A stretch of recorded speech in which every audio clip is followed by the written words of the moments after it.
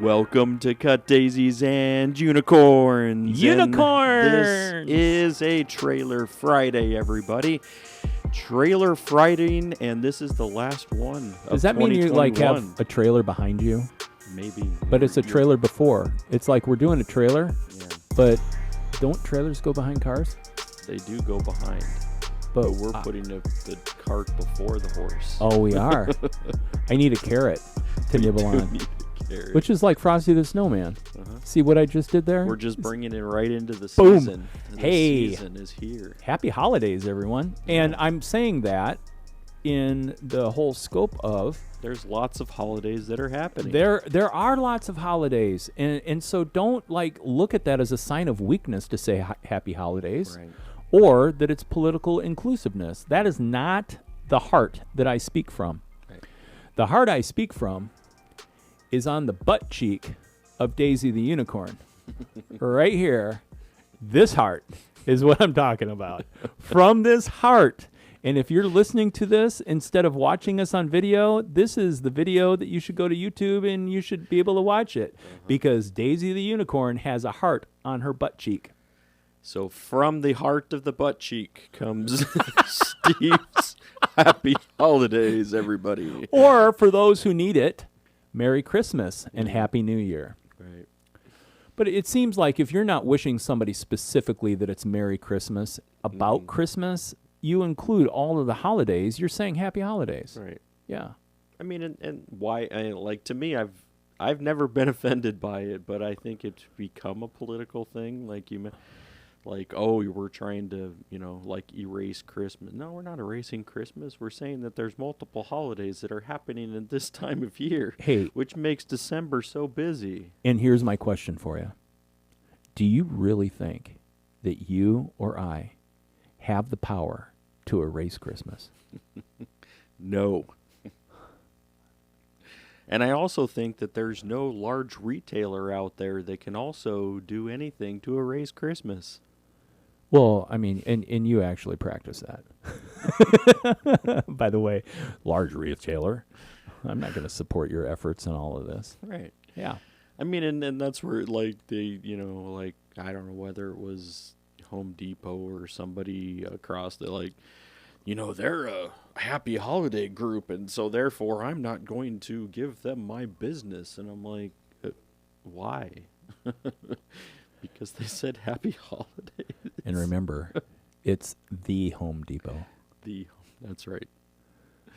When does Depot the become Homes. the I don't know. the Home Depot? Right. It's the Home Depot. Yeah, and it's almost emphasized. It's Home the. Home Depot. Mm-hmm. My favorite color, orange. There is no other depot of homes other than the Home Depot. Hey, if you want to find out what Phil and I think about camouflage, you need to check in on Sunday and Right. watch the episode. You do.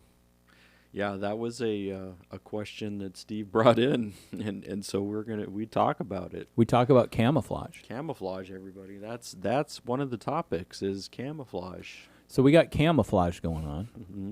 We got a season of preparation, Mm-hmm. seasons of change, Right. which, I mean, we talk about it and stuff like that, but not in the context of like, hey, this is what, like, we don't get philosophical at all in this conversation. No. It's just two guys flying through the universe. We define terms too. Oh, yeah. Yep. Nostalgia. Hey, by the way, the guy over there, walk-in thesaurus.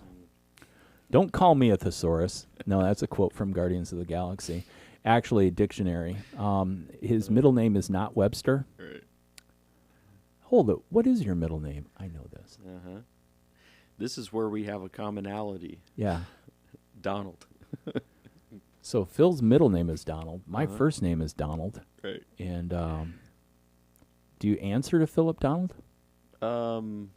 Only my mom. Okay. And so now she's not going to call me that anymore. Unless she appears to you That's true. in a... I still hear her voice every time. That's the reason why. Yeah, yeah. I think my sister used to use some version of it, but yeah. I think it was only my mom that was able to, alert me with that 'Cause she would always use first and middle. My my projection of the person I was ever since junior high was D. Stephen Coble the second. My dad's name is Don and Donald Stephen, Yeah. and he had his middle name was from my grandpa Steve. Okay. Yeah. When my mom and dad had me, they called me Donald Stephen, but they named me Donald Stephen, but they called me after my grandpa in memoriam, Yeah. which we talk about frailty of life a little bit too. We do. And so I went by Steve as a child, and then 9/11 happened, and they made us start filling out all of our paperwork with our full names. So now, I mean, pretty much whether it's a debit card, credit card, whatever, I mean, it's Donald Stephen, and people find out what my real first name is. So you always know then who's calling you, and they're saying, "Is Donald there?" You're like, Oh, yeah. I'm like, no, that cat flew. He hasn't been with us for 26 years. Call back in later. I really appreciate the new technology at a level where it's like scam likely. yeah, I do like that too. I enjoy it Yeah. because then I'm for sure like, yep, okay, definitely not going to take that one. Some of the other ones I'm like, especially if it's a local number, I'm like, maybe I should, sometimes I answer it, sometimes I don't, depending on what I'm doing. I figure if they need me, they'll leave a message. And Sure. if they don't, then why? What I should do is go and block their call. But hey, if you're wondering why Phil, look at this, Phil. I'm gonna put you on big picture right there. If you're wondering why Phil's wearing a collared shirt today, I know, usually we're T-shirts.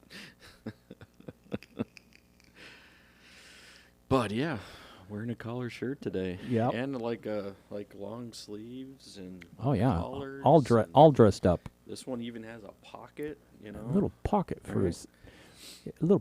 his ledger pencil. A leisure pencil. Yeah, but I got the memo because I don't always wear my blue faded cardigan. It's my Mr. Rogers outfit. Won't you be my neighbor? Right. Yeah. So But you change your shoes too and put them off to the side? oh man, can I tell you a story? I went back to work on the house, Yeah. and I've got two pairs. I have two pairs of the same kind of shoe. I have one for good, and then I have one that I wear to the studio. I thought you were going to say one for evil. One for good, one for evil. Law and grace. Law and grace. And so, anyway, so I get to Des Moines, and I go to put on my work shoes, and I'm like, oh, crap. I wore my good ones. So then I went to Walmart, and I'm like, they got to have some kind of knockoff pair of Chucks for $14 or something, right? Right. Well, apparently, due to items not being delivered from China, there were Supply chain. no knockoff Chucks in the men's department. But I'm the kind of guy. You're not going to give up. I'm not afraid of wearing what's available. So I went over to the ladies' aisle of shoes, and don't want to start any stories about other, but I'm not opposed. I mean, Right. and If the shoe fits, wear it. I'm gonna. And so I picked up a pair of size 11 knockoff Lady Chucks, and we were working, and those shoes. Normally, I wear size 9. I think that's a size 10 in ladies' shoes. I'm not sure how ladies' sizes work. I don't understand it. I mean, I'm just thankful that when it comes to guys' clothing, that they put measurements around. And even though I don't agree with the measurements, I'm like, I'm going to wear that, Right. But I wore blisters in the back of my heels. Breaking them in. Well, because I didn't want to wear the good the good shoes for when I was painting and get paint all. I'm an idiot. So I get back home. Mm-hmm. My good shoes were in the closet. Like, I have them marked on the inside on the sole, so I know which ones are my. So you actually did. So I did have the right ones. I'm an idiot.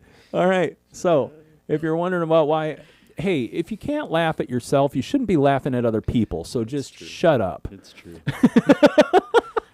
Just don't. You know, come on. I mean, you can laugh at us, but hopefully the lesson here is learn to laugh at yourself. Right. Yeah. Don't take yourself so seriously. We invite you to laugh at us. Well, actually, 50% of the time when I'm asked by Facebook what topic we're covering, I put comedy. Mm-hmm. Yeah. Right. Yeah. So So we laugh because whether it's a comedy for everyone, it's a comedy for us. I actually, I think, like, I specifically, because I get a 25-minute lag, right? Like, I wake up, get together, coffee, my head starts working, and I work on what question am I going to ask Phil that's going to make him laugh today? Right. Yeah. Yeah. And you always come up with it, so. Divining the nature of comedy. Right. Welcome to Silly Questions with Steve. Yeah. Except this time you also you gave away my strategy in the show coming up. So, I mean, both of us have had a lot of time and experience of being in front of people and communicating. Mm-hmm. And I just like, pulling the curtain back Right. on the Wizard of Oz. You got to look behind the curtain. Mm-hmm. And hopefully people, I think if people go back and listen to the 4 seasons of our first year, Yeah. what they'll find is they'll find some very helpful tools that will allow them to have more laughter in their life. Mm-hmm. It will allow them to have skills to navigate life. And it will also help them, to be able to learn some of the arts and the crafts of what we do. And I don't mean with a cricket machine. Right. I like the automatopoeia of how that rolled off my lips. Mm-hmm. Yeah. That was good. I don't mean with a cricket machine. Shall we play cricket? I don't even know the rules to cricket. I don't know. The answer is no. We don't have I've the ball. I've seen people play it, even clips, but I've never watched a whole match. I think they call it a match too, right? Oh, yeah. But, Yeah, dude, I've I'm never telling you, watched a whole match. on Foster, Mm-hmm. the park at Foster, there's some times during the summer that there are people out playing cricket. Huh. Oh, yeah. Fascinating. I don't know if you heard this. We live in a diverse neighborhood. We do. Well, I mean, you live in a diverse neighborhood. I come to visit. Well, you spend a lot of time in the diverse neighborhood. And that's what Amy told me the other day. Right. She's like, you can say you're from Chicago because you spend a majority of your time in Right, Chicago. right. She's like, but yeah, anyway. Hey, you know what, folks? We are pressed because of our timeline. Right. And Because so, I'm fancy today. because Phil's This fancy, is about as fancy as I get, too. I'd like to introduce you to my friend Meeting Phil. Hello, you're meeting Phil, and Phil has a meeting. So together you shall meet, and neither the twain shall part. Fancy Phil. Fancy Phil. Full of all the fancies. Got all the fancies. Would you like a cordial with that? Don't be cordial. Eat cordials. So anyway, but with that, we want to let you know the final episode is on Sunday, and there's a new marketing technique. Yeah. But you have to listen to the whole thing to be able to get to it. Mm-hmm. Yeah. So break it up in 2 parts, but it's not super long. No. I think we kept it manageable. Yeah. And if you're someone who enjoys managing, this episode's for you. It is for you. All the secrets Right. that you can tell other people about. It's a good way to wrap up the year, but also wrapping up our, our first full year of podcasting on this Cut Daisies and Unicorns. But it's also good, as you're considering 2022. What is it going to What's it gonna look like? What can we look forward to? We didn't even vision or dreamscape. We didn't do that. No. I think I think that's what we're gonna try to do now before we when we start season 5. Is that what we're going to do? Maybe. We probably should. Right. Yeah, but here we are thinking out loud again, and we'll have a live show. What we need to do, we need to get Hugh on the road, is what we need to do. Oh. You got 40 minutes. You're going to be late already. Right. All right. All right, everybody. See you later. Take care.